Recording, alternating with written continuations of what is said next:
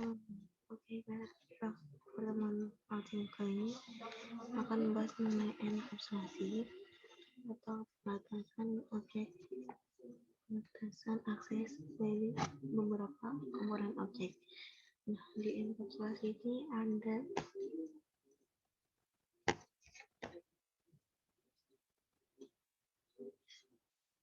pada pertemuan kali ini akan bahas mengenai enkapsulasi atau pembatasan akses pada beberapa komponen objek, yang mana ada tiga enkapsulasi, yaitu protected, public, dan private. Nah, kalau protected ini hanya bisa diakses dalam satu kelas tersebut. Tapi kalau misalkan private, bisa diakses di kelas itu sendiri dan kelas turunannya. Lalu kalau public ini bisa diakses di luar kelas ataupun dalam kelas. Jadi yang paling bebas dan paling sering digunakan itu yang public. Di sini saya punya sebuah studi kasus yang mana mencakup 3 enkapsulasi.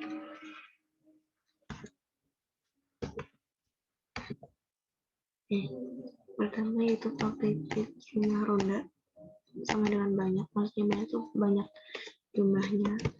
Lalu ada public warna, public bahan bakar, public harga, dan private merek. Satu lagi adalah private function status harga. Dari 1, 2, 3, 4, 6 properti ini yang bisa digunakan di dalam atau di luar kelas kendaraan adalah public warna, bahan bakar, dan harga. Sedangkan untuk yang private merek dan private status harga ini bisa digunakan, namun harus kita buat dulu metode si private-nya. Lalu kalau misalkan yang protected ini, dia tidak bisa digunakan di selain kelas kendaraan. Nah, masuk ke dalam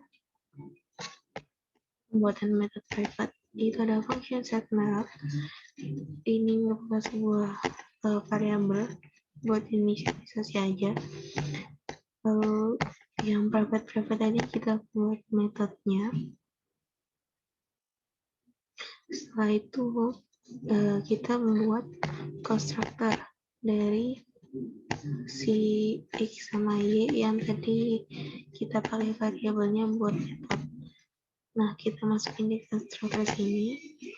X itu untuk merek dan Y itu untuk harga. Lalu untuk yang protected, kita juga buat fungsinya, buat metodenya. Caranya adalah protected function jumlah, return jumlah roda, dis jumlah roda.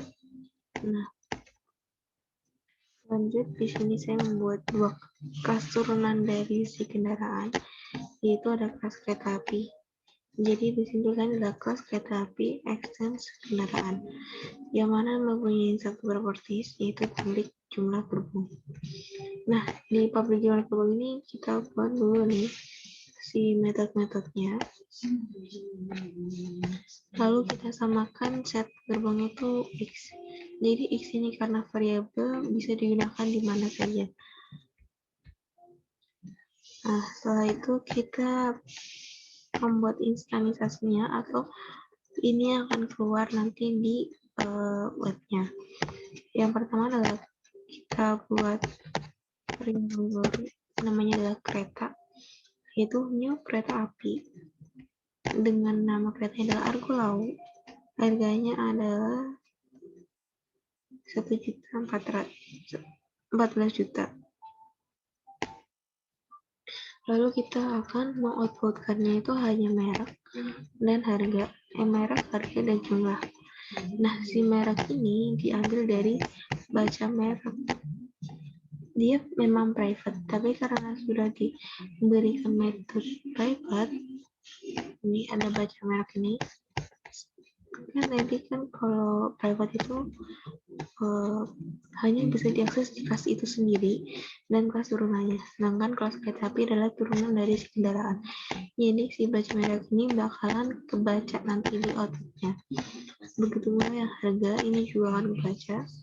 Nah, si Kalian kereta kan berarti ini balik di sini. Ini ada dua variabel, dua value. Yang pertama ini buat si mereknya, dan yang kedua ini untuk harganya, atau X sama Y-nya. Lalu masuk ke jumlah gerbong. Sebelumnya kita harus inisialisasi dulu berapa sih gerbong yang perlu kita inputkan. Nah, di sini misalkan saya inputnya adalah 10, set gerbong 10. Lalu dipanggil aja di sini jumlah gerbong, kereta banyak gerbong. Oke, selanjutnya kita jalankan dulu. Ini adalah hasil dari yang tadi kita sudah buat. Lalu kenapa tidak protektifnya kita panggil lagi ke sini. Nah, misalkan kita panggil lagi jumlah rute.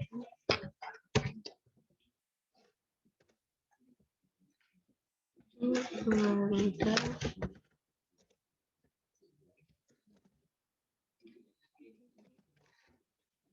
Yang kereta. Lalu lagi yang kedua. Harusnya yang keluar nanti di sini adalah error karena si protektif ini nggak bisa dipanggil di beda kelas itu. Nah, coba kita jalankan. Nah, dia akan error dengan tulisan call to protective method kendaraan jumlah. Jadi si jumlah ini nggak sifatnya karena dia sifatnya adalah protective. Gitu. Selanjutnya saya punya juga untuk operasi penjumlahan, tetapi di sini hanya yang simple saja, menggunakan public agar bisa diakses di beberapa kelas. Namun di sini saya hanya membuat satu kelas, yaitu operasi bilangan.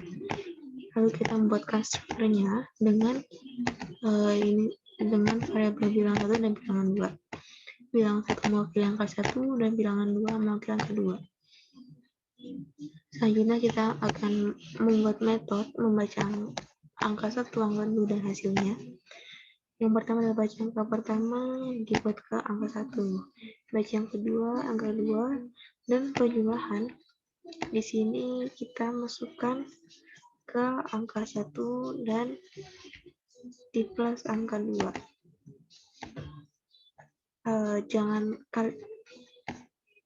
Anda jangan mengambil dari yang baca angka ini ya. Sebenarnya bisa sih ngambil dari baca angka, berarti kayak gini, kita baca angka.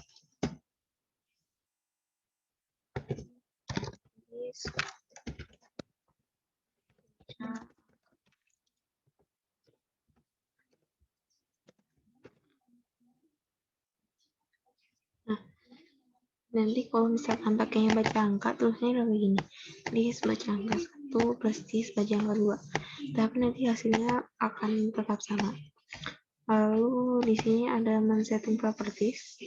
Kita buat dulu ini hasilnya, yaitu operasi. Ini operasi bilangan. Jadi si operasi ini panggil dari kelas operasi bilangannya. Lalu operasi itu penjumlahan. Karena tadi ada bilangan 1 dan bilangan 2, maka bilangan 1 yang kita misalkan adalah angka 3 dan bilangan 2-nya adalah angka 6. Lalu di sini adalah outputnya, hasil penjumlahan dari baca angka 1 dan baca angka 2 sama dengan berapa. Oke, kita coba aja. Kita save, lalu kita masukkan di sini adalah OOP. Nah, hasil penjumlahan 3 tambah 6 sama dengan 9. Seperti itu. Ini mungkin simpelannya dari public yang bisa diakses kemana-mana. Tetapi kalau yang encapsulasi ini bisa jelas perbedaan antara public, protected, dan private. Mungkin jika masih ada yang bingung atau perlu ditanyakan, bisa langsung tuliskan di kolom diskusi di Spanda atau bisa menghubungi saya berdua. Kurang lebih yang mohon maaf. Wassalamualaikum warahmatullahi wabarakatuh.